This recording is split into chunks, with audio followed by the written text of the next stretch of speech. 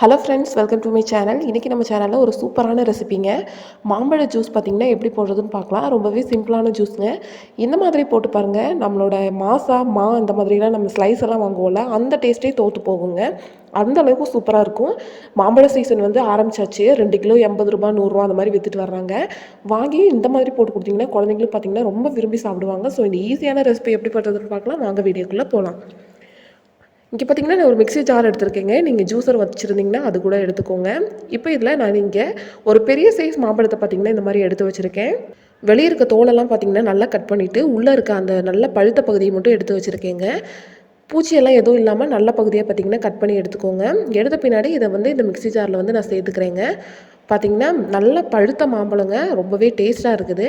So இப்போ இதில் பார்த்திங்கன்னா ஒரு கிளாஸ் அளவுக்கு நான் பால் சேர்த்துக்கிறேங்க.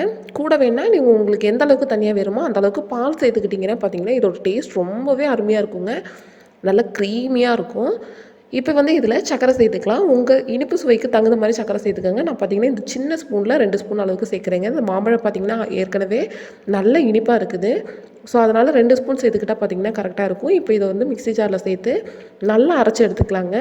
கட்டி எதுவும் இல்லாமல் அரைச்சி எடுத்துக்கோங்க. பாருங்கள், இந்த மாதிரி ஸ்மூத்தாக அரைச்சி எடுத்த பின்னாடி இதை பார்த்திங்கன்னா ஒரு டம்ளரில் சேர்த்துக்கலாம். நீங்கள் எந்த டம்ளரில் குடிப்பீங்களோ அந்த டம்ளரில் சேர்த்துக்கோங்க. ஸோ அவ்வளோதாங்க, சேர்த்தாச்சு. நம்மளோட சிம்பிளான ஜூஸ் பார்த்திங்கன்னா இந்த 2 ஸ்டெப்பில் பார்த்திங்கன்னா ரெடி ஆயிரும். ஆனால் இதோட டேஸ்ட் பார்த்திங்கன்னா அவ்வளோ சூப்பராக இருக்குங்க. இதில் நம்ம அந்த பால் சேர்த்துருக்கிறதுக்கும் அந்த மாம்பழத்தோட அந்த சுவைக்கும் பார்த்திங்கன்னா டேஸ்ட் வந்து சொல்லவே முடியாதுங்க. அந்த அளவுக்கு சூப்பராக இருக்கும்.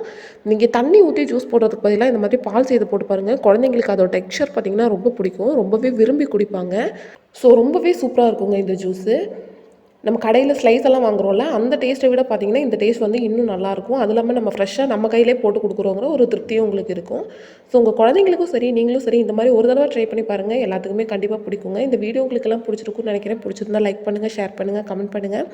மறக்காமல் நம்ம சேனலை சப்ஸ்கிரைப் பண்ணி பக்கத்தில் இருக்க பெல் பட்டனை கிளிக் பண்ணி ஆளுங்கிற ஆப்ஷனை செலக்ட் பண்ணி வைங்க. அப்போ தான் நம்ம போடக்கூடிய எல்லா வீடியோஸுமே உங்களுக்கு நோட்டிஃபிகேஷனாக வரும். தேங்க்யூ ஃபார் வாட்சிங் ஃப்ரெண்ட்ஸ்.